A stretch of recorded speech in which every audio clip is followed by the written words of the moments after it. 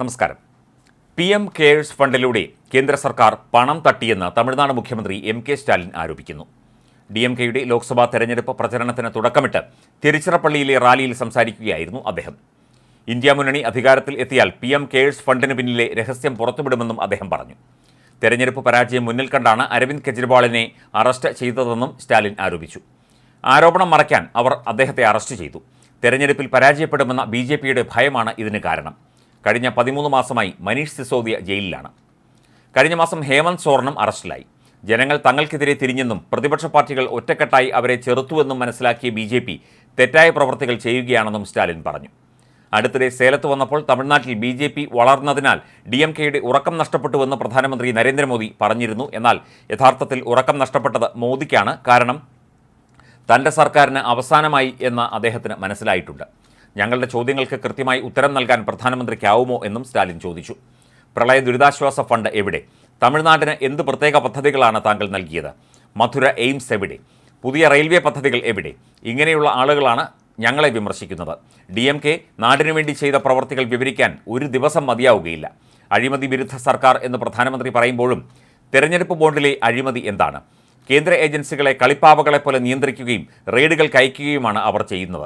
എന്നിട്ട് അവരുടെ പാർട്ടിക്ക് തെരഞ്ഞെടുപ്പ് ബോണ്ടുകളിലൂടെ ഫണ്ട് ലഭിക്കുന്നു. 8000 കോടിയിലധികമാണ് അവർ ഇത്തരത്തിൽ തട്ടിയെടുത്തത്. ഇലക്ട്രൽ ബോണ്ടിന് പുറമെ അവർ പണം തട്ടിയ മറ്റൊരു പദ്ധതി PM കെയേഴ്സ് ഫണ്ടാണ്.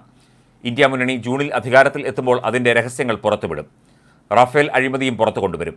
ഇത്തരമൊരു അഴിമതി നിറഞ്ഞ സർക്കാരിനെ നയിക്കുന്നയാൾക്ക് അഴിമതിക്കെതിരെ പോരാടുന്നതിനെക്കുറിച്ച് എങ്ങനെ സംസാരിക്കാനാവും എന്നും സ്റ്റാലിൻ ചോദിക്കുന്നു. കേന്ദ്ര ധനകാര്യമന്ത്രി നിർമ്മല സീതാരാമനെയും അദ്ദേഹം രൂക്ഷമായി വിമർശിച്ചു. നിങ്ങളുടെ രാഷ്ട്രീയ താൽപ്പര്യങ്ങൾക്ക് വേണ്ടി നിങ്ങൾ തമിഴരെ ഇകഴ്ത്തുകയാണോ? പ്രളയത്തിൽ ദുരിതമനുഭവിക്കുന്ന ജനങ്ങളെ നിങ്ങൾ അപമാനിക്കുകയാണോ? ഞങ്ങൾ ജനങ്ങൾക്ക് നൽകുന്നത് ഭിക്ഷയല്ല, അവരുടെ അവകാശങ്ങളാണ്.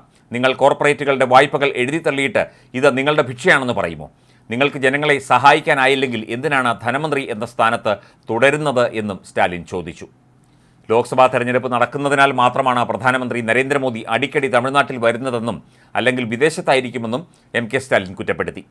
BJPയുടെ നേതൃത്വത്തിലുള്ള കേന്ദ്ര സർക്കാർ കഴിഞ്ഞ 10 വർഷത്തിൽ ഒരു പദ്ധതി പോലും തമിഴ്നാടിന് നൽകിയില്ല. രാജ്യത്താകമാനം BJP വിരുദ്ധ തരംഗമുണ്ട്. ഭരണം കൈവിട്ടു പോകുമോ എന്ന ഭയം മോദിയുടെ മുഖത്ത് വ്യക്തമാണ്. അതിനാൽ ദക്ഷിണേന്ത്യയിൽ കേന്ദ്രീകരിച്ച് പ്രചരണം നടത്തി നേട്ടമുണ്ടാക്കാൻ കഴിയുമോ എന്ന പരീക്ഷണമാണ് പ്രധാനമന്ത്രി നടത്തുന്നത്. പ്രധാനമന്ത്രിയുടെ പ്രചരണ പരിപാടിയിലൂടെ ഒരു നേട്ടവും BJPക്ക് ഉണ്ടാക്കാൻ പോകുന്നില്ല. ഈ വരുന്ന ലോക്സഭാ തെരഞ്ഞെടുപ്പിലും തമിഴ്നാട്ടിലെ 39 സീറ്റുകളും പുതുച്ചേരിയിലെ ഒരു സീറ്റും DMK സഖ്യം നേടും എന്നത് ഉറപ്പാണ്. BJPക്ക് തമിഴക മണ്ണിൽ ഒരു സീറ്റ് പോലും ലഭിക്കില്ല എന്നും സ്റ്റാലിൻ തെരഞ്ഞെടുപ്പ് പ്രചരണ യോഗത്തിൽ പറഞ്ഞു.